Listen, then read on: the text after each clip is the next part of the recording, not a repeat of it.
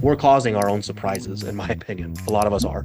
Just so you know, like, people aren't as rich as you think. Making money is not having money. Just start investing your money today, because if you leave it in the bank, it will go to zero. People who are successful, they're looking for a universal answer. That's why they can never say, if you ask them kind of, where'd you get that idea from? They can't tell you. I wish I could go back and tell myself to buy Bitcoin. If you start early and you're only doing it with $1,000 and your 1,000 turns into 500 and then your 10,000 turns into 5,000, and then it's just a much easier process. Every time you get paid from your side income, just put 20% of business savings account. Don't touch it. It sucks, but you're gonna have to pay taxes. So I think part of the problem in that is, and I'm pretty sure you see it in your profession, is most of the tax professionals aren't using those tools in the right way. If you could go back and give your younger self financial advice, what would it be?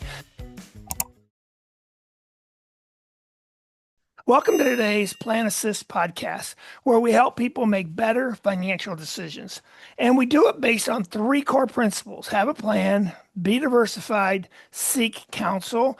And we always start with the same question of, if you could go back and give your younger self financial advice, what would it be? And today I am super excited to welcome PNT Advisors. It's JT Pells and Drew Pells. They're partners and brothers. Both of them are helping people make better financial decisions around taxes. JT is a CPA who's built his career around helping others with their taxes. After more than a decade of accounting, he founded PNT Advisors to make tax planning not just a once-a-year event, but more a continuous technology-driven process that actually helps owners and people make better business decision. Drew, he runs the day-to-day operations at PNT Advisors. He's COO and managing the 200 plus clients that they help on a regular basis, and tries to bring a mix of humor, technology, insight, and operational discipline. Did I miss anything? Did you guys want to add something to that? Yeah, I'll go first. It's cool. Drew, for anybody who's listening, they can't see us, just that we're extremely handsome. I would definitely throw that in there, Tim, for sure. Yes. Awesome. Okay. Very handsome for if you're just listening.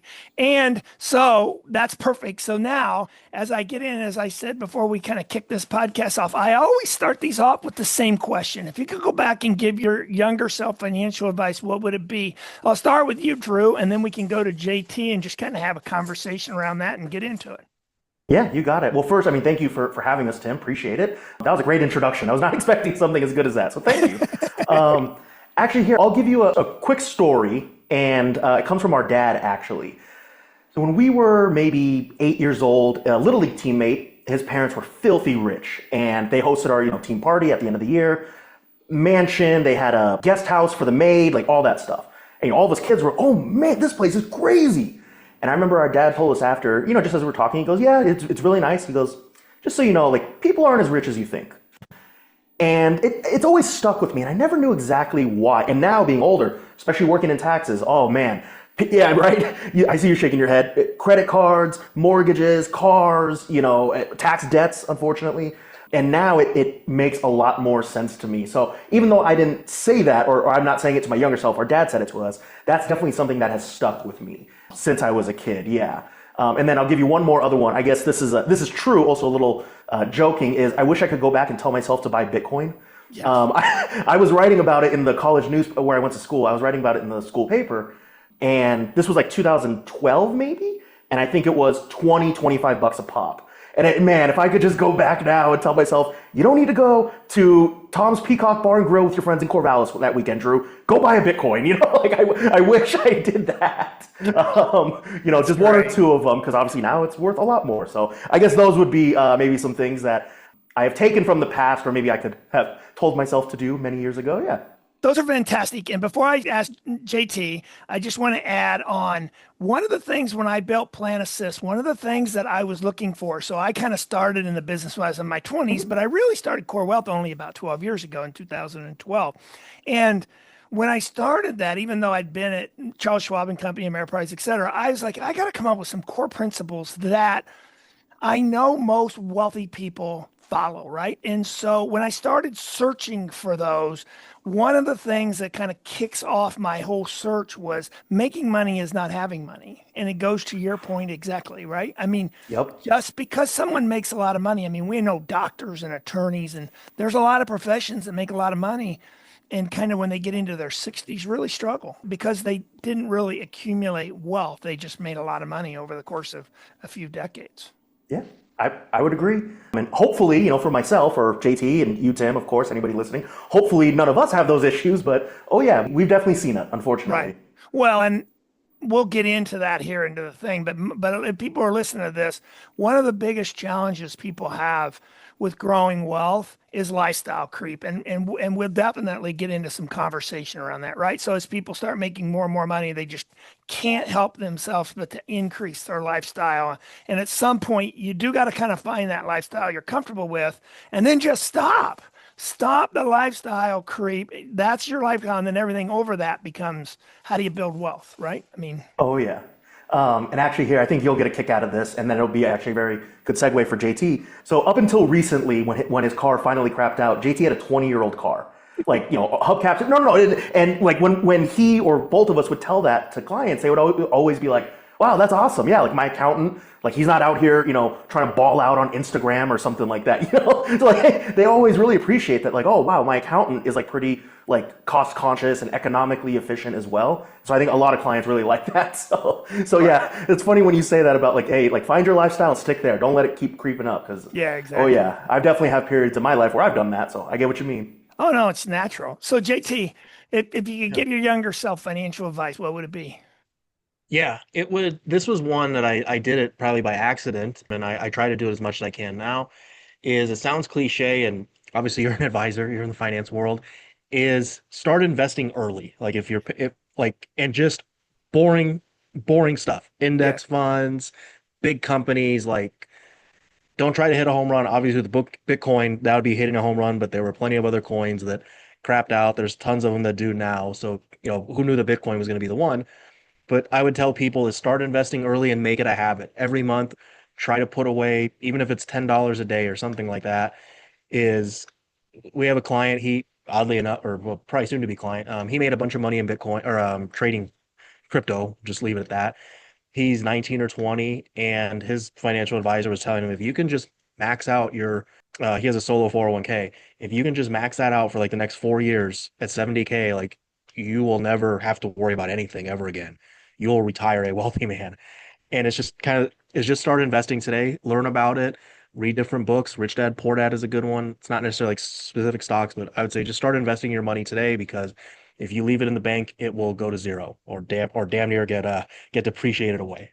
Yeah, no, I agree. And then to build on that, so you can tell I kind of build is the challenge that most people don't understand is investing takes time to learn. It's not just the how to invest. It's the emotional aspect of it. It's the riding the ups and downs. It's the confidence that you have to get. And when I'm working with someone who's been in the market for 20 or 30 years, they're relatively easy clients to work with because they've been through '01, they've been through 2008, they've been through 2011. I mean, they've been through markets ups and downs.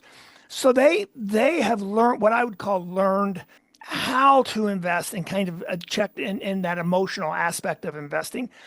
People who wait too long in life that don't do it, that sounds easy, but that's not easy. That's a hard thing to do. That's why if you start early and you're only doing it with $1,000 and your 1,000 turns into 500, and then your 10,000 turns into 5,000, and then it's just a much easier process than waiting, right? I mean, there is this whole kind of learning continuum that you have to pick up on.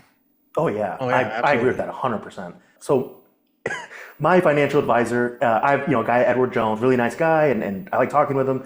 And that was when I first started working with him. A few months later, it went down a little bit, and I'm freaking out, and I'm like, hey man, this is why you hired somebody, and you pay them so you don't have to freak out about it. But also, kind of like you're saying, that patience of, hey, it'll go back up, just give it some time. If you're, at least for me, trying to ride the highs and lows like day in, day out, I go crazy. Like I can't do it. So I get exactly what you mean.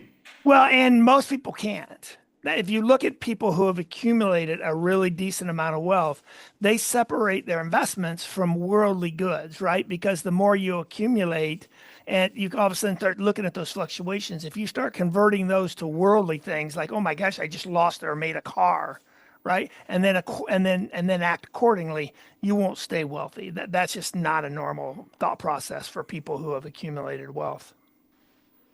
Oh Oh yeah, yeah. absolutely. No, you hit it on the head.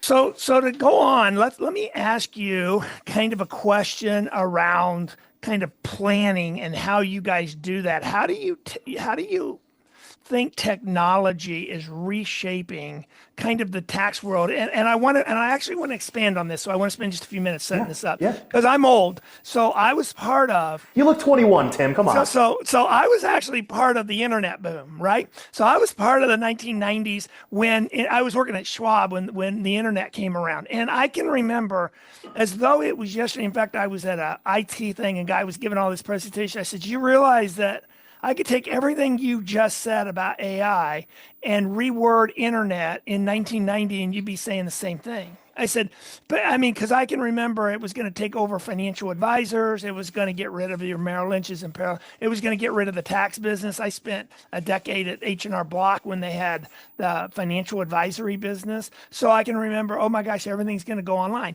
None of that happened, right? In fact, you could almost argue it got bigger, right? The advisory business with the person got bigger, even though the online business got bigger. So what do you guys see from that perspective? And then I'll add kind of my opinion later, but I'd like to really spend some time hearing you guys. Yeah, I actually think it would be better for JT to go first and kind of talk about when he was first coming up at, getting his CPA licensing and all that. He worked at a very traditional, paper and pen office with one head CPA and kind of all that, which is I think a lot of people have probably gone through that experience like as a taxpayer. And then I think setting that, like JT, share a little bit, and then we can give the updates on how we try to improve that a little bit. It'll be a fun conversation because people that are listening don't realize that there's this whole debate. They'll listen to something and believe, oh, this is how it's going to be, when in reality, it's not quite what people see. Yeah, I agree with you about how. Now, I wasn't quite around then when the internet was coming around. It was going to replace everybody. You're lucky. Um, well, I'm 38. I'm a little older, but I'm 38.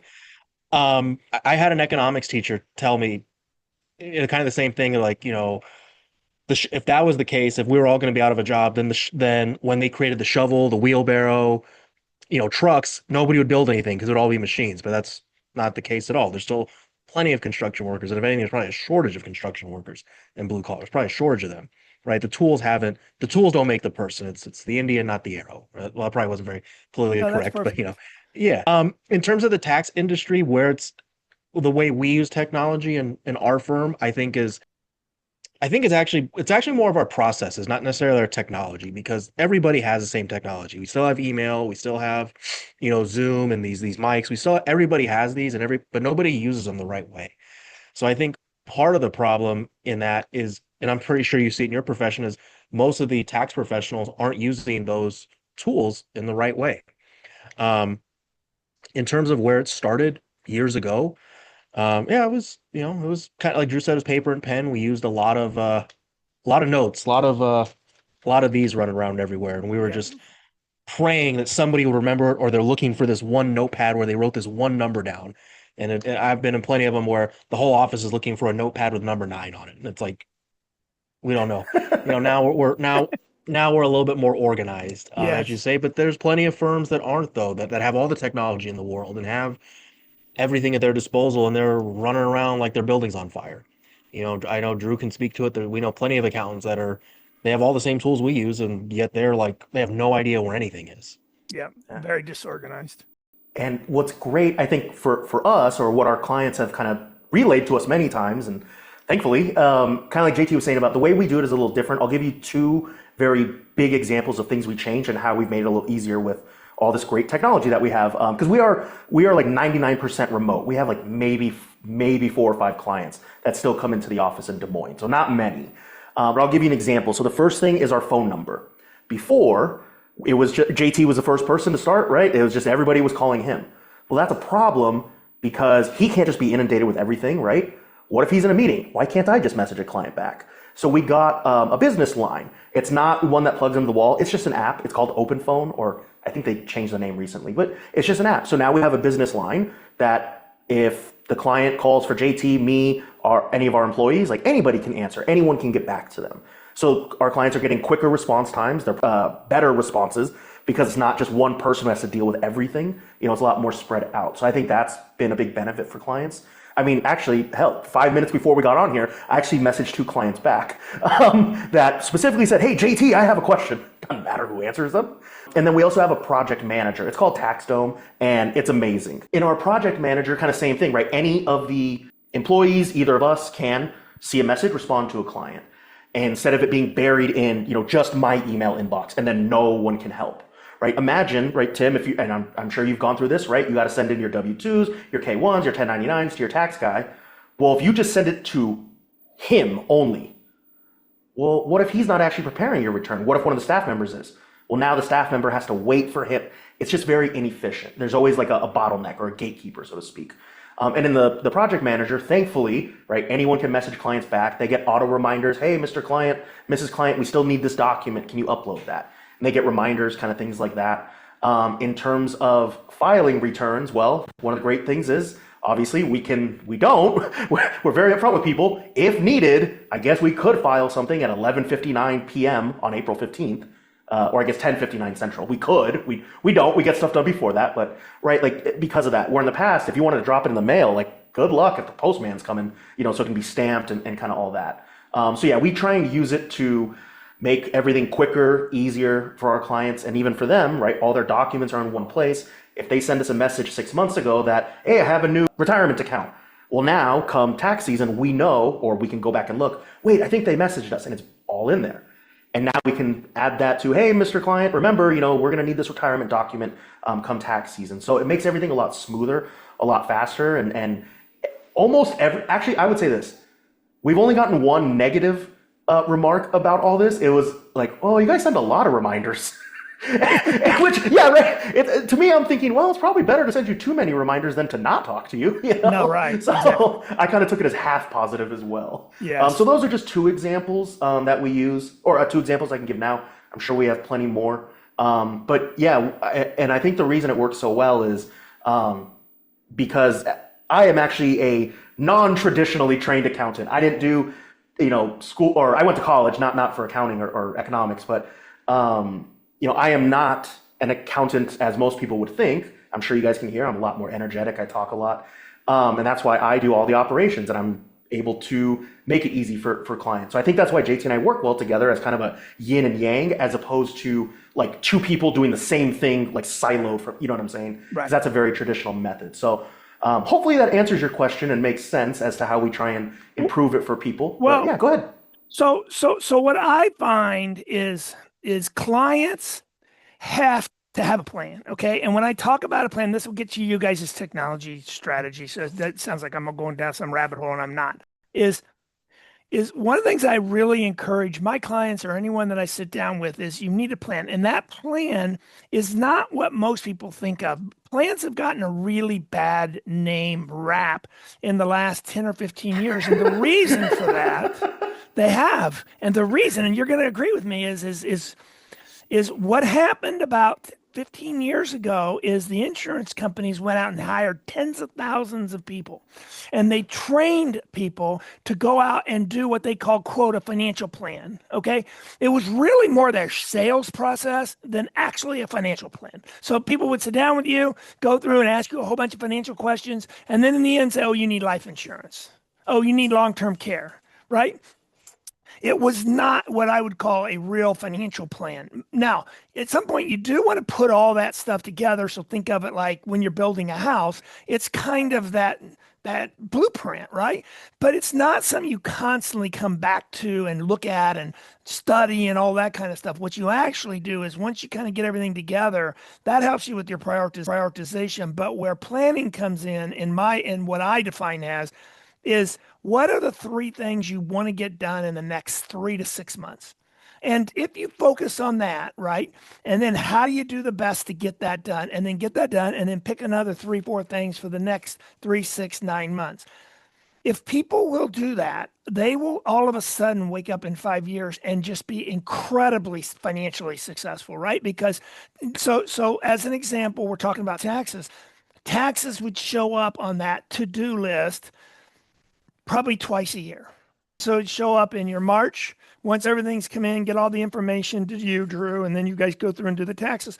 And then it probably shows up in my world, not in you guys, with your financial guy in November, right? So let's sit down and make sure we can't do some tax harvesting. What can we sell? Is there anything we need to do before the end of the year, et cetera, right? So my point becomes is what you guys have done from a technology perspective is made that step much easier, and you've kind of automated it, because I do remember not that long ago when people would run to the post office to make sure that their taxes got time stamped or stamped before the 15th, right? Where you guys have kind of automated that and started sending people stuff, and then you just automatically kind of help them with that step, right? Oh yeah, absolutely. And actually, Tim, a lot of things you said are actually very similar to what we do. I'll let JT expand on them in a minute. Because now, we're recording this in November, for anybody listening in the future, November 2025, we actually spend like September, October, November meeting with a lot of our clients in the same way you were saying, like, hey, is there things we can do tax-wise? Now, for us, it may be, hey, go talk to your financial advisor, put money in retirement. No, maybe it is, hey, you're making a lot of money, you should elect to be an S Corp. We can go down the rabbit hole another time. Right. But we actually do that with people in the back half of the year as well. It's so important. And, I was going to say something else and I lost my train of thought. I'm sure you could see the smirk on my face the entire time as you were going. But yeah, you kind of fooled me, Tim. I think you might be a CPA in disguise. I don't know. No, but people don't realize how much stress goes away if they'll just organize their lives in a way that's, I don't mean taskmaster. I'm not talking about Dave Ramsey style stuff, right? No, I'm talking about enjoy your life. If you're going to make good money, enjoy making money. It doesn't mean pay attention, but if you'll get some strategies around, have a plan. And I don't mean, again, one of those sales processes, more just, what's your steps and how do you do it? And I'm telling you how I came across the have a plan, be diversified, seek counsel was, and again, I grew up in the business. So I've worked with lots and lots of wealthy people. And when I looked for kind of that common denominator, those common strategies, I found 5 or 6 or 7 that rich people did. How I came up with the 3 though was, I was listening to a Berkshire Hathaway shareholder meeting and Charlie Munger was talking, and someone asked him, what was the best financial lesson you ever learned in your life? Okay. And with no pause, I mean, it wasn't like he had to think about it or anything. He says, invert everything. And then he goes and tells the story as when he was in the army, he was the weatherman. And he said, I realized really quickly that telling those guys going out on missions that it was sunny skies, low winds, 20,000 feet, ceiling, 5-mile visibility didn't help them. What helped them was to say, oh, there's ice at 3,000 feet. There's a thunderstorm coming in. There's winds coming out of the northwest at 20 knots. And his point was making sure you understand what's going to kind of derail that quote plan is an important process. And then when I found that those 3 things, almost anyone that has chaos in their lives, don't build wealth. And I'm not talking about someone that has, like a health issue. I'm talking about someone who should have built wealth. Mm-hmm. They almost never do those 3 things. And then I looked at the people who have wealth. They almost always do them. So that was kind of the part that overlapped, and that's how I came across it. And it's almost like universal. I've not run into anybody. Are you familiar with the Savannah Bananas? No. I think you'll love this, Tim, and anybody listening. So it's kind of like the Harlem Globetrotters of baseball. A big difference is it's an actual game. It's not staged. Like they're competing to win.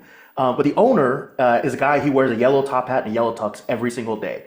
And his name is Jesse Cole, and I'm a big fan of his. And one thing he says is, whatever's normal, do the exact opposite.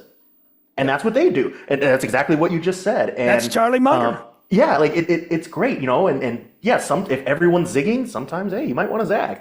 That definitely happens. And I mean, especially in taxes, it's when you're talking about planning is, the first step to everyone's tax plan, file your tax returns. If you haven't filed your tax returns, we ain't got nothing else to talk about yet. You know what I mean? And it's like, I think earlier you used the blueprints for building a house. You can't build with a roof. You got to have the foundation. Have you filed your tax returns yet? Because that's right. If you haven't filed in 10 years, we don't need to talk about planning for next year because you haven't filed your taxes for last year. Who cares?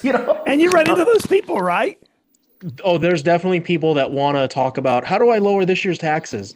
You still owe us your taxes for last year. Yeah, but let's do this year's. Like you can't go out of order. It's Exactly. yeah, we run into them every now and then for sure. Yeah. And actually, one thing, JT, I thought you were going to launch into this story. Something you mentioned, Tim, and I think JT will probably be like, oh yeah, we used to do PDF tax plans for people. They might be 20 pages, they might be 50. It kind of depends. And then we really realized, nobody's reading it. Like, why are we, now, are we still going to go over these things or do it for them?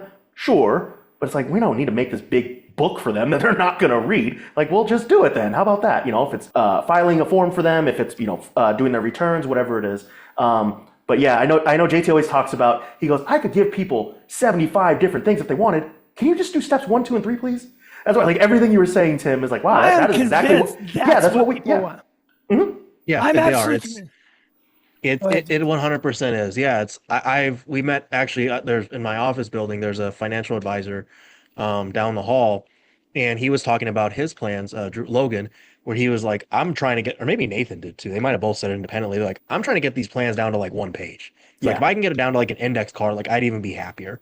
Like, yeah, it's what you said, Tim, is I think we're trying to make things simpler. There's a $1 billion idea in simplicity. Speak at a fourth. I try to speak at a 4th grade level. I might read at a 4th grade level, but I definitely try to speak at a 4th grade That's level. correct. Well, JT, you're beating me. I don't even know how to read, so good for you. To the billionaire idea, one of my favorite interviews of all times was the kid who started Google, and this goes back 10 or 15 years. And the interviewer was asking him kind of, what's the main thing you focus on? You guys have probably heard this, but this was still worth hearing again. Is the interviewer said, what's like the question you ask as you build Google, et cetera? He goes, we ask this question every time in every meeting, in everything that it is what's 1 billion people do twice a day? That's the question. And he goes, and if someone comes in to a meeting and can't answer that question, it's lights out. We're done. Go do something else. It's 1 billion people twice a day, to your point. And I think that is back to kind of our strategy to help clients is these 30-page documents that no one reads is just a joke. And so when that's the piece I've had to really kind of get over when I'm talking to clients. I'll say, I'm going to do a plan. They're like, I don't need that. Or I said, no, you really do. And you do have to do the big plan at some point because it's the blueprint. Mm-hmm. Oh yeah, we just house it internally now in the private folder. That's what I do too. We have a private folder for all of our clients that they can't see, and that's where we put our notes. That's where we put all their copies and stuff. Oh yep. I guess now they know if they're listening. But so that's perfect. All right. So the next thing that I want to do is change subject. Do you have anything else on planning or anything else you want to touch on? No, I would just say, I mean, like, jokingly, you sound like you might be a CPA or at least in classes for it. But yeah, I mean, we like to meet with people kind of throughout the year, 2 times, maybe 3, depending on kind of their situation. Because yeah, it's like, let's do your taxes, and then later in the year, kind of check in. Where are you at? And one thing, the biggest tax planning thing we do, probably a good way to kind of wrap up this part of it, is we call them tax projections. So like around now, we will ask clients, hey, send us your last pay stub, if you have a new investment account, your mortgage statement, kind of things like that. And we can guesstimate their taxes and kind of say, okay, Tim, you're trending this way. The business has been doing this. So you're going to owe about $10,000 in taxes, right? Just as a round number for an example. And then we say, all right, well, before you've told us you want to do X, Y, Z, well, then we recommend, whatever. Perfect. Based on their numbers, what they want. Oh yeah. And I'll give you one quick example. We had a lady, this was a couple years ago, she came to us. She was just starting out. Or she had a W-2 job and was starting to work for herself. And she was, what do I do about taxes? And we told her, hey, Ashley, every time you get paid from your side income, just put 20% of business savings account. Don't touch it. It sucks, but you're going to have to pay taxes. And sure enough, she did, which shocked us. And then, so the next year when we filed her taxes, we asked her, like, okay, you're going to owe, let's say it was like $8,000. Do you have that? She goes, oh, I've got 20 in the bank. And we're like, oh my God, yes. But yeah, like if you save for, as crazy as it sounds, if you save for taxes, you will never be short for it. And then for her, her business, the plan was we were going to make her an S corp, bring her taxes down, put her on payroll. And then about 3/4 of the way through the year, we checked in with her and we were like, oh, she's not making as much as as projecting earlier. So we're like, maybe we shouldn't do this yet.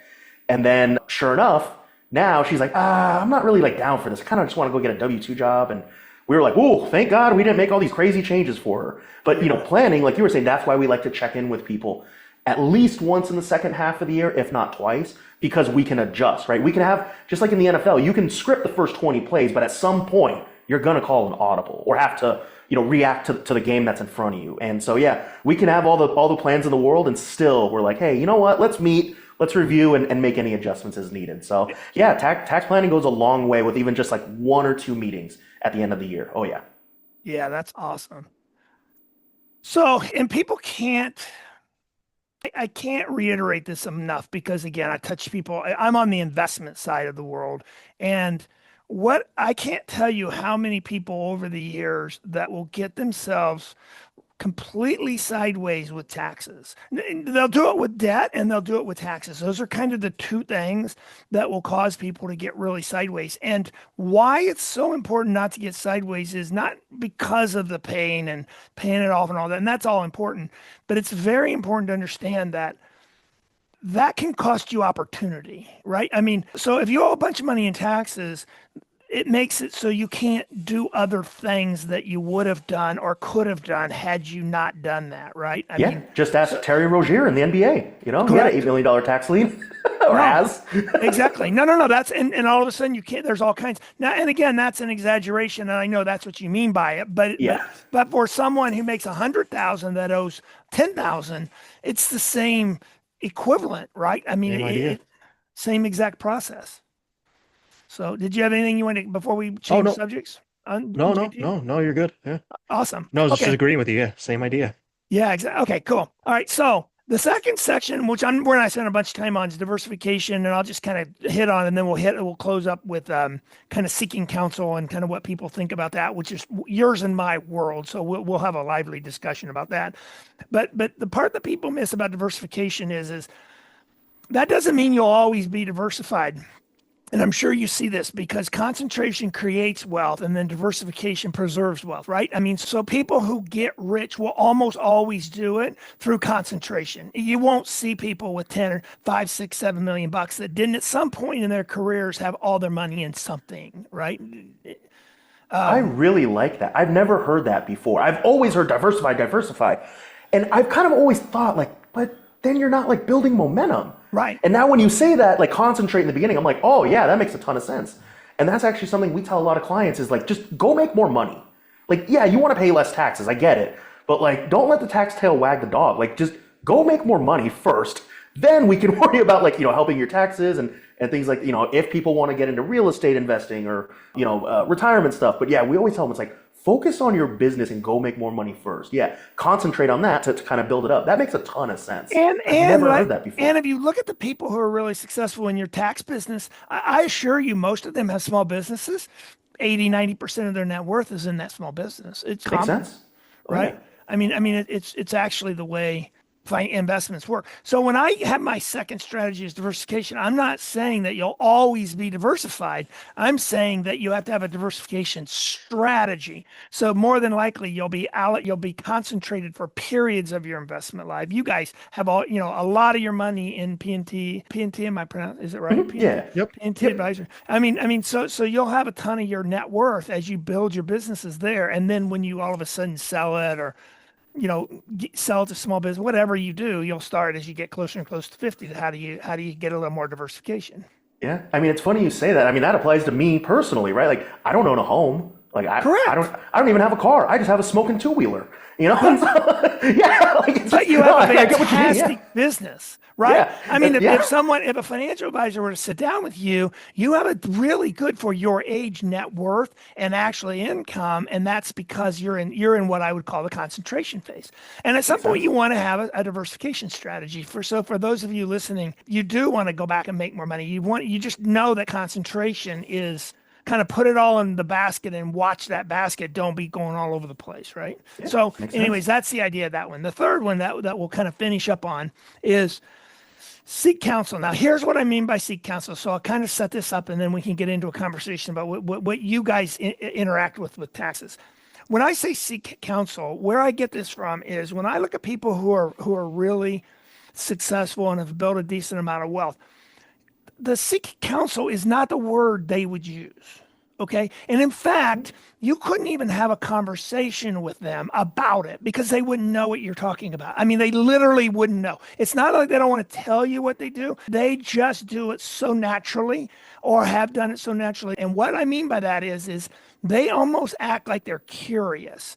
And so when they're making big financial decisions, they naturally reach out to multiple resources. That includes ChatGPT, right? In today's world, that could include. You beat me to it. I was going to say it. That would include you and me, right? That would include that. But they would ask something like, "Well, what do you think?" or "What about that?" or "What do you think about that?" And you almost wouldn't think of it as them seeking counsel. You'd almost think of them as just kind of seeking kind of input, et cetera. And then the bigger the financial decision, the more people, the more resources they'll reach out to.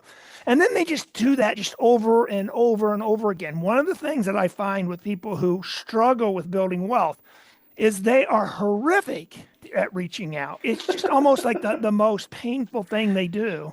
And I'm just like, can you just it's not like you're trying to be sold something. And I will argue that the financial services business, which I grew up in and I love, but we did it to ourselves, right? Because every time we talk to a client, we'd go into always be closing, right? I mean, you just had thousands of people out there just constantly selling. And then people who aren't successful, they don't really know how to reach out and get input because everyone they reach out to turns around and starts trying to sell them something. Yes, I would agree with that. So how does that impact like your clients? Do you find that to be true? Or your clients don't, or do they call you before they make big financial decisions? Or are they getting better at it? Or I don't know. I'll just stop talking there and you guys. Yeah, kind of build off something you said about how the financial services industry, you did it to yourself. I think accountants also, we kind of do it to ourselves as well. There's a whole list of reasons what we do and what we don't do or how we cause these problems. But one thing that we try to remind our clients is if you have to think more than 5 seconds, ask. Like just ask. Now it's ChatGPT, but for years I used to say, don't WebMD your taxes. Because if you WebMD your cough, you're going to be convinced you have brain cancer. Like if you do it enough, you're going that route. So we always tell people, ask us. And most of our clients have gotten pretty good about asking us. I think kind of like Drew said earlier, was part of it is being proactive and just being in communication with our clients, whether it's through email lists, whether it's through tax or practice management software, TaxDome, saying, hey, it's time for a tax return. It's time for just always trying to be top of mind or front facing. It's awesome. Is when I hear seeking counsel, I think of like talking to a lawyer, but I think lawyer. Yeah, exactly. Yeah. But the same idea, you're seeking counseling, consulting. Is we tell our clients, ask us. And even if you're not I would much rather a client ask us something than not ask us. Even if it's pointing them in the, even if they think it doesn't matter, just ask us, we'll tell you. And if we don't know, we'll tell you anyway. Well, like you said, I think we've trained our clients pretty good. That's one of the things that we hear from clients that end up working with us is, wow, you guys are easy to talk to. You're always asking me questions. You seem to be one step ahead.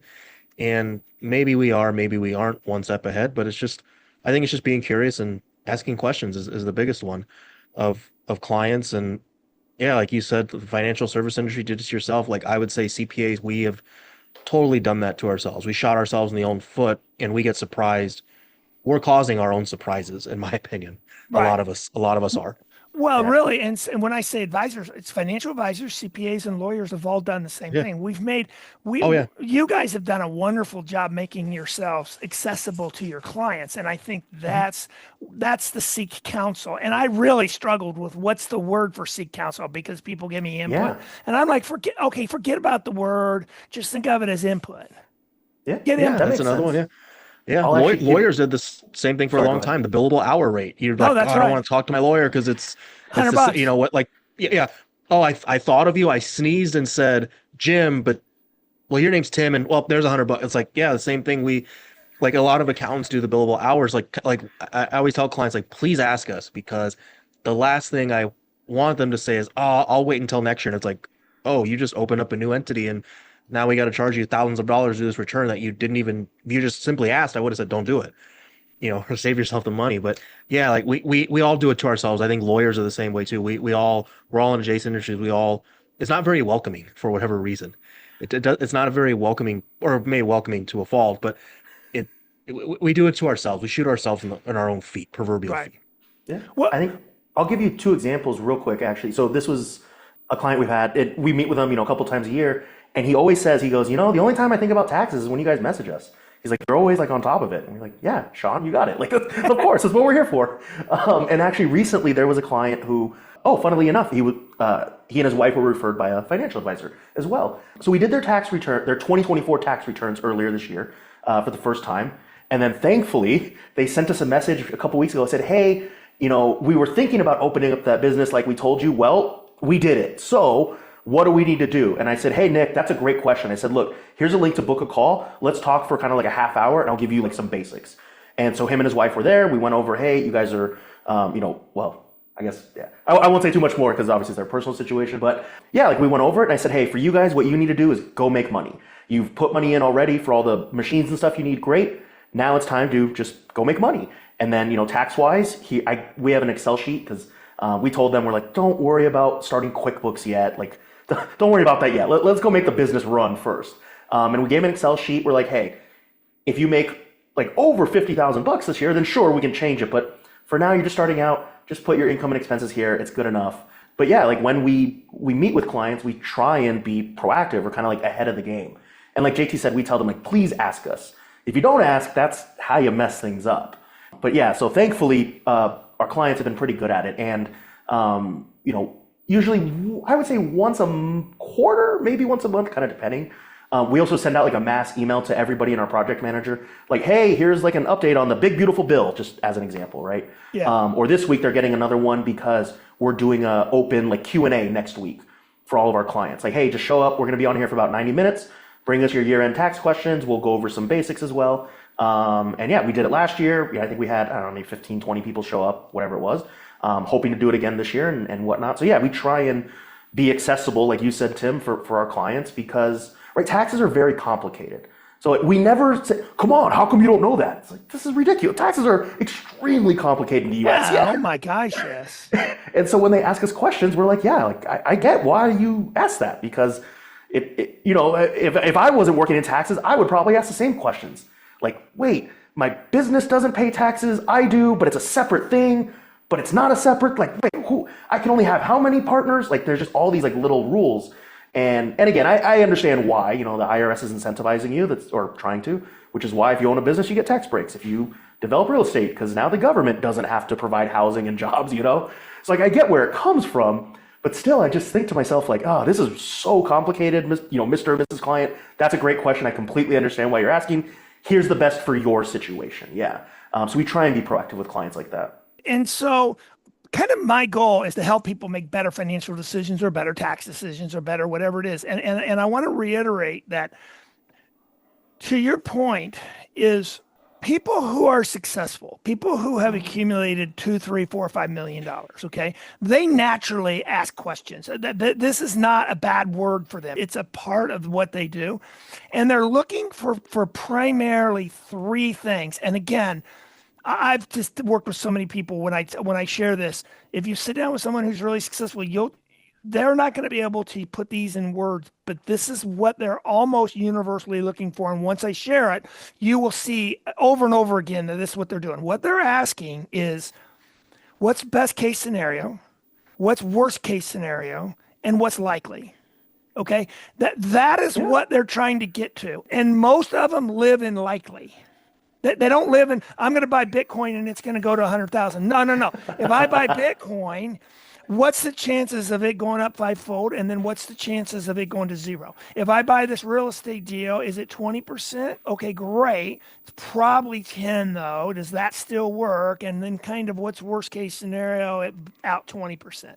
So some number. And when they call, like they call me or when they do these reach outs to their connections, they're not looking for an answer. That's kind of where I want to kind of do. Your tax clients probably just take what you say and that's the answer, right? But people who are successful, they're looking for a universal answer. That's why they can never say, if you ask them kind of, well, where'd you get that idea from? They can't tell you. And it's not because they don't want to tell you. It's because they called JT, they called me, they went on ChatGPT, they asked their neighbor. Next thing you know, they're making a decision. You're like, well, how'd you come up with that? And they're like, I don't know. Yeah, And they really don't. world. They sincerely don't. It was just this combination. But I will say, and then here's the piece that I'll kind of pass it back to you guys on. Here's the piece that most people, as you're seeking counsel, have to understand. There's two kinds of counsel. There's formal counsel and there's informal counsel, right? So that's informal is ChatGPT. Informal is your neighbor. Informal is your brother. It's someone you're not paying. That doesn't mean the advice isn't good. It doesn't mean the information's not valuable. It just means you're not paying for it. So you want to put it into that category and understand it. If you're calling you guys, right? So if I call Drew or JT and say, what about taxes? We're paying for that advice. They call me and they're paying me for that advice. That advice is different, right? I mean, if they call me and they're my clients, I give them what I would call formal advice. And I'm very upfront about it. This, you're paying me. Here's what we're going to do, right? If they just meet me at a cookout, it's just a conversation about Bitcoin or buying a stock. It's very different, right? And I think that's the piece that I want to kind of reiterate with people listening to this is it's just important that you use people like you guys, use people like me, but also use other people, but understand the difference. What's kind of your experience in that? I mean, Yeah, I agree 100% with you. And actually, here's something that we do, especially with new people. Because like you were saying, Tim, now for us, I guess it's also, well, it's formal and informal, right? New people come to us, we almost always give them like a free call. Well, I do too. And that's informal. And the way we do it though, is we actually ask them for a copy of their last tax return. Okay. Because then we can actually talk about their specific situation. Now, we don't go too much into, you need to do this specific tax for, because there's a lot more that goes in, than a half-hour call. But that's where we start, because at least we know, okay, you are a W-2 employee, or you own a business, or you have rental properties. Like we have official, it's pretty official. The IRS accepted it, pretty official. It's not like they just wrote it on a Post-it note. So that's something that we actually tell everybody is, hey, and black out your social security number, address. That's fine. We don't need that. But yeah, we need to see numbers. If we're going to give you any advice, it has to be with numbers behind it. I mean, imagine if you just called a mechanic, hey, or Tim, what type of car do you have? A Tesla. Oh, this so won't apply to tick. you. we're going to use JT's car of a Honda. So JT calls Honda and says, I knew I was going to get you, and I answered that question. No, it doesn't have a tick. So imagine you call Honda and you say, hey, my car's making this like really weird sound. How much is it going to cost to fix? They can't answer. I don't. Yeah, exactly. Right. It's like, I don't know, man. Like after I open the hood and look, I can tell you. So we kind of use that same approach, or a doctor, they got to look at x-rays before they diagnose you, or MRIs, whatever. But like we do the same thing. So we always ask clients for documents before we give any advice, before we make any suggestions, whether formal or informal. We got to have documents and solid numbers beforehand. And something I was thinking about, I'll let JT take this one, is recently we were talking to a client about investing in oil and gas, because he heard all the great stuff. It was weird though. The person who told him about it never told him the negatives. I'll let JT go over it a little bit more. But yeah, exactly. Like we try and tell people, hey, you're paying us. We're going to let you know the good, the bad, the ugly, the great. Like you got to know both sides. Oh yeah. Exactly. And what I would call is best case, worst case, likely. Yeah. Exactly. Right. Yep. You just call it different. But it's, again, I go back to, we kind of all speak the same language. We just use different words. Oh yeah, yeah. It's very adjacent industries. They're intertwined. Like even you talked about different financial strategies, tax loss harvesting. I mean, it literally has it in the word, tax loss harvesting. Yes. Our two industries are very intertwined, I guess you would say. Like there's a ton of that going on. So that we're at our hour. I can't tell you how much I've had fun. This has been a fun conversation. So Good. Is there anything you guys want to add? And then how do people get in contact with you? So give us your contact info and. Yeah, you got it. Well, first, I mean, thank you for having us on, Tim. And also what you just mentioned, thank you for the compliment. And you actually are mirroring a lot of our clients as they say to us, you're the first accountant that I've ever smiled with or laughed with. Because most people come in, taxes, here we go. But then, we're a lot more kind of Late. upbeat or laid back for JT's case, but we try and talk in more like plain English. Yes. So thank you for the compliment. We get that a lot. I mean, this, I guess I probably could have mentioned earlier, I forgot.